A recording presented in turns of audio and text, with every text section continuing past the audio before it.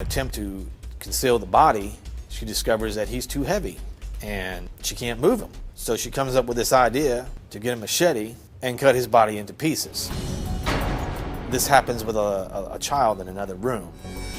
And chop off his arms, chop off his legs, chop off his head. And then to wrap these pieces up, put them in your car. She's driving around town with pieces of his body and putting it in different dumpsters. Tonight, a community is in shock after a woman is charged with the gruesome murder of her boyfriend. Yeah, court documents lay out a disturbing series of events inside an apartment in Baytown. Investigators say a woman killed her boyfriend, then cut up his body last month. Deputies tracked her down in Louisiana outside New Orleans. Janelle Bluda has the story. How did we not hear anything? An eerie silence has fallen over this Baytown apartment complex as neighbors slowly learn what happened just a few doors down. Inside court documents, the story is told. It's crazy, it's scary. Mickey Rogers has confirmed this is her neighbor, Sierra Sutton, and her boyfriend, Stephen Coleman. He went missing in August. She acted like she knew nothing about anything. She was trying to call him, she hadn't heard from him, no response. But investigators believe Sutton knew something all along. She wasn't who she tried to play off being. They say after an argument, Sutton shot Coleman in the head while he was sleeping, and her 10-year-old daughter was in the living room. Then she dismembered his body with a machete, putting his remains in multiple nearby dumpsters. I walk to that dumpster right there every day. The trash from these dumpsters is eventually taken to the Baytown landfill. It was there where investigators say Coleman's remains were eventually found. On his Facebook page, they're a happy couple. He calls her his ride or die. They've always been smiles. Donald Wooten knew them both pretty well. He was their neighbor. It's still hard to believe, it really is, because I look at her, she's a young girl, she's pretty in the face, you just don't see it. You don't see it in her. But even he couldn't have known what investigators say would happen in apartment 302. Baytown, Texas. Apartment 302, Briarwood Village. August 16th, 2017. Stephen Coleman went to sleep that night beside the woman he'd been living with, Sierra Sutton. He never woke up. For 5 days, Sutton played a role. She called Baytown police. She reported him missing. She looked worried in front of neighbors. But investigators noticed something. His cars never left the parking lot. Then, on August 22nd, a landfill worker in Chambers County made a discovery that would unravel everything. What he found didn't match the story Sutton had been telling. What happened inside apartment 302 that night, and what she did afterward, is one of the most disturbing cases Baytown has ever seen.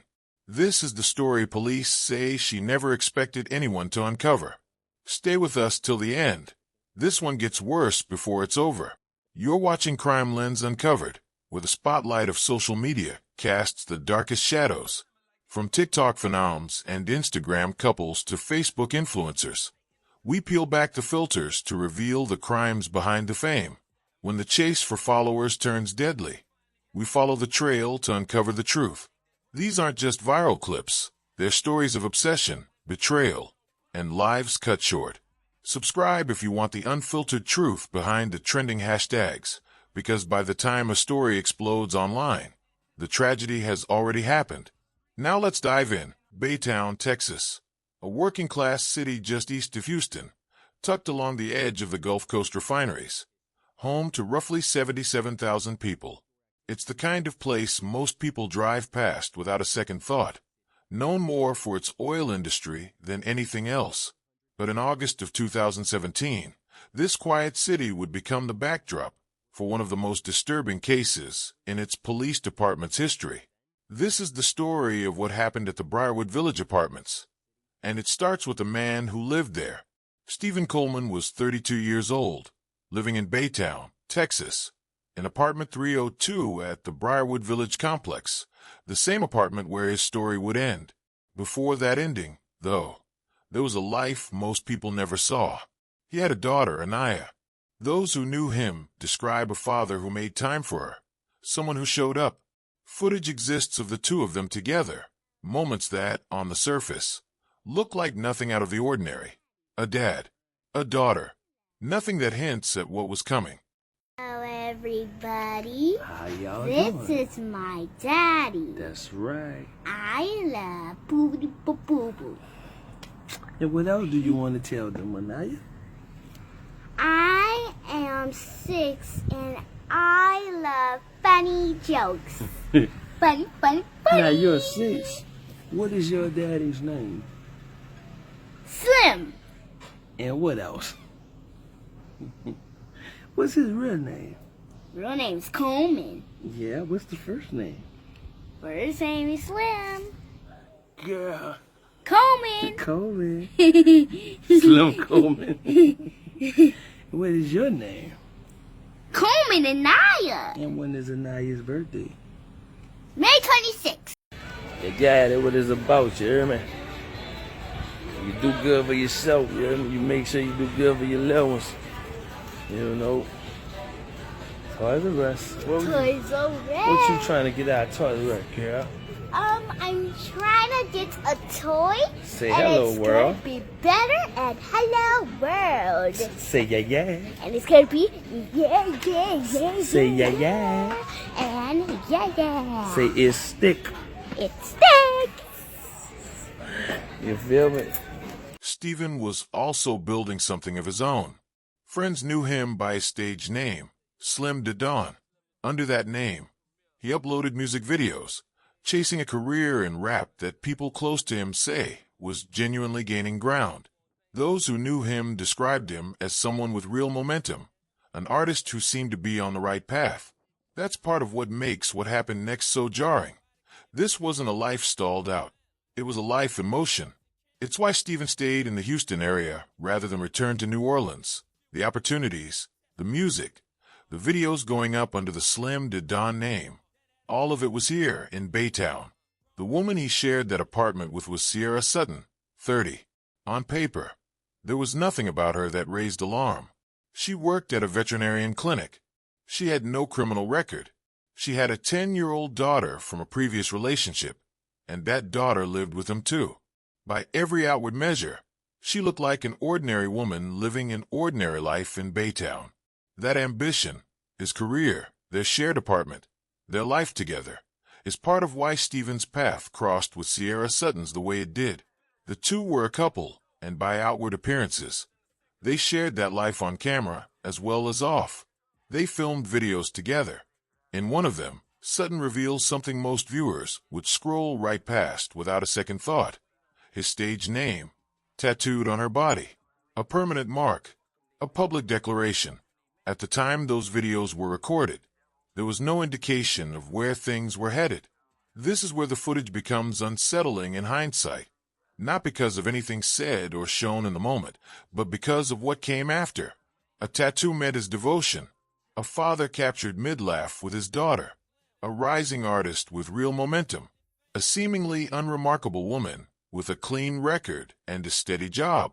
All of it recorded before August 16th, 2017.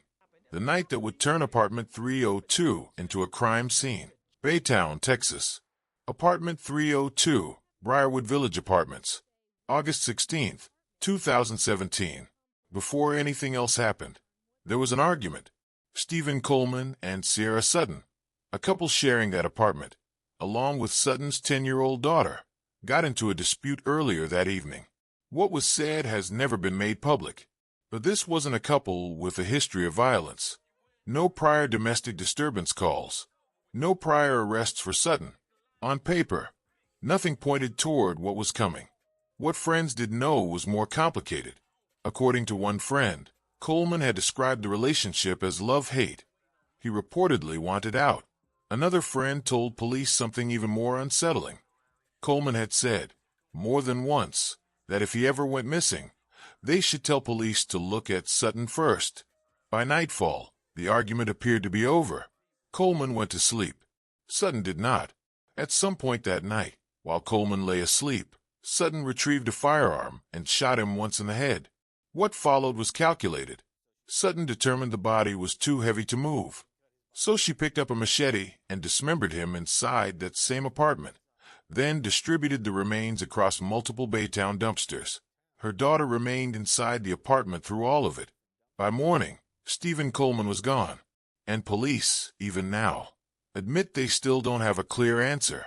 Baytown PD Lieutenant Steve Doris told reporters plainly, as far as a motive, they simply didn't know. What Sutton did next, the story she was about to tell everyone searching for him, would almost work. Baytown police opened a missing persons case. Sierra Sutton was the one who filed it, sitting across from detectives, describing a boyfriend who simply hadn't come home. But something didn't line up. Stephen's vehicles never moved from the apartment complex. His phone stayed silent, and Sutton stopped returning calls from investigators. Then came the surveillance footage. A woman matching Sutton's description, caught on camera at a Harris County Walmart, using Stephen's credit card. In her cart, duct tape, a mattress pad.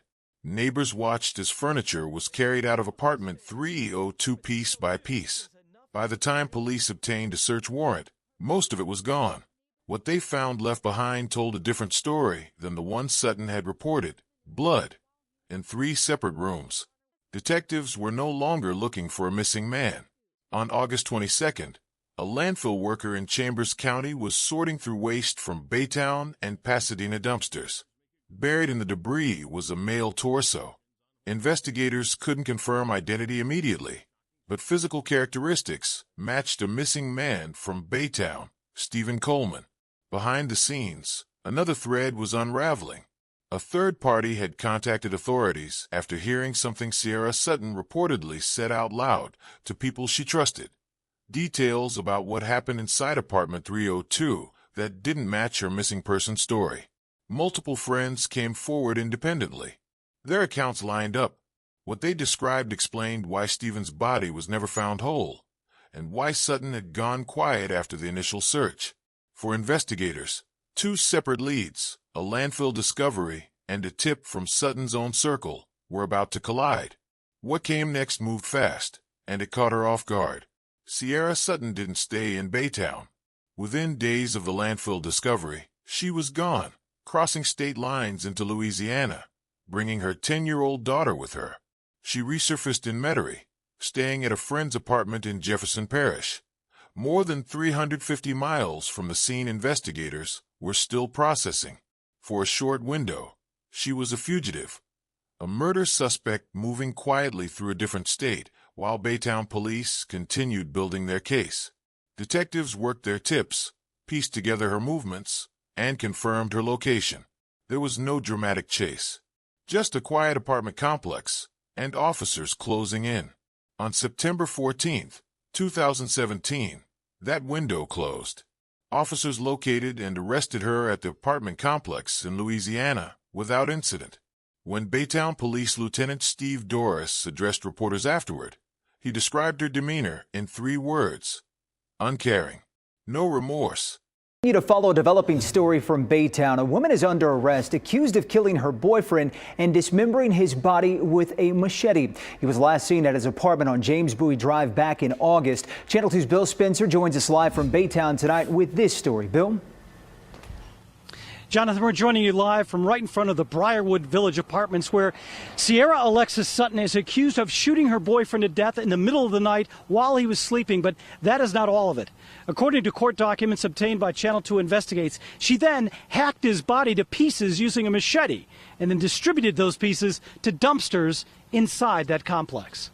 What Baytown police say happened at the top of these stairs in apartment 302 is enough to chill your soul. Girlfriend's last wife killed him, shot him in his head, and then cut his pieces of his body. Man, it's sad though, man. How can you just chop somebody up like that? Now, 30-year-old Sierra Alexis Sutton stands charged with murder, accused of shooting her live-in boyfriend, Stephen Coleman, in the head while he was sleeping, and then chopping his body into pieces with a machete and dumping parts of his body into the dumpsters at her apartment complex. But investigators say on August 16th, Stephen Coleman suddenly disappeared. Several days later, Donald Wooten says he spoke to Sierra Sutton directly and asked her what had happened to her boyfriend. I asked her about him, and she seemed kind of shocked. She goes, "Why are you asking me that?" I said, "Well, I heard that he was missing for a while."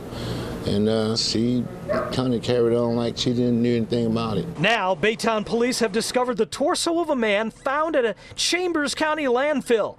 They've discovered traces of blood on the bedroom floor, and they've interviewed several witnesses who say Sierra Sutton admitted to them she killed her boyfriend after an argument and then cut up his body because she said she could never carry it in one piece because it was just too heavy to lift. Now, days after Stephen Coleman disappeared, neighbors tell me they saw Sierra Sutton in the middle of the night cleaning out his apartment, taking out all of the furniture with a couple of other men. She even tried to sell some of that furniture to some of her neighbors. Tonight, she sits behind bars charged with murder. She was extradited back to Texas to face a murder charge. Investigators believed the case was airtight. But what would come out in the courtroom? The details of that night, laid bare in front of a jury, would prove even darker than what had already been uncovered. The case moved to trial in Harris County.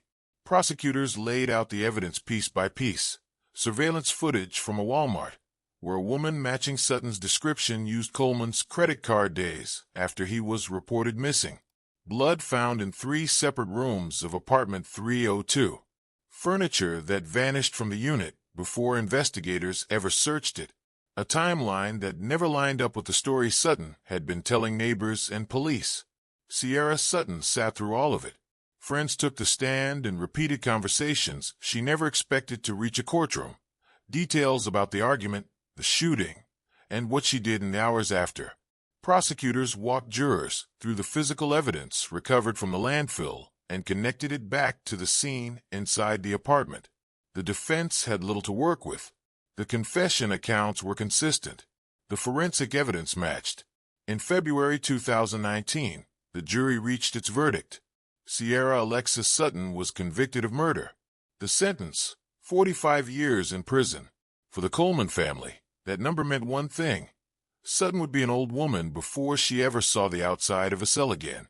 For Stephen's mother, sitting in that courtroom was the closest thing to closure she'd get. By the time the verdict came down, the case had already traveled far beyond Baytown. What started as blood in an apartment and a torso in a landfill ended with a courtroom, a 45-year sentence, and a family still searching for answers about a man reduced to headlines. Apartment 302 sat empty after that August night, but the questions it left behind didn't. How does someone live beside a person capable of this? How do warning signs go unseen until it's too late? Sierra Sutton is currently serving her sentence.